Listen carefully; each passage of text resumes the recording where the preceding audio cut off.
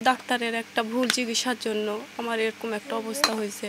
তা আমি চাই যে ডাক্তারের শাস্তি, যে আর্জেন্ট কোনো লোক মানে রোগী যায় কোনো ভোগান্তিতে না পড়ে।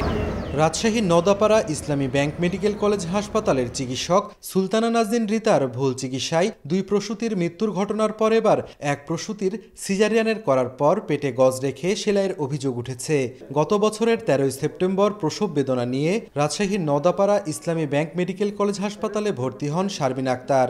সেদিনই সুলতানা নাজনীন রিতা তার সিজারিয়ান করলে ফুটফুটে শিশু সন্তান জন্ম নেয়। এ ঘটনার 4 মাস পর থেকে শারমিনের পেটে অসহ্য যন্ত্রণা শুরু হয়। পরে অন্য ক্লিনিকে পরীক্ষা নিরীক্ষার পর জানতে পারেন পেটে গজ রেখে সেলাই করায় একটি নারী পচে যাওয়ার উপক্রম হয়েছে। তবে এ বিষয়ে ইসলামী ব্যাংক মেডিকেল কলেজ হাসপাতালে সুলতানা নাজনীন রিতার সঙ্গে কথা বলতে গেলে পরিচয় জেনে তড়িঘড়ি করে চেম্বার থেকে পালিয়ে যান।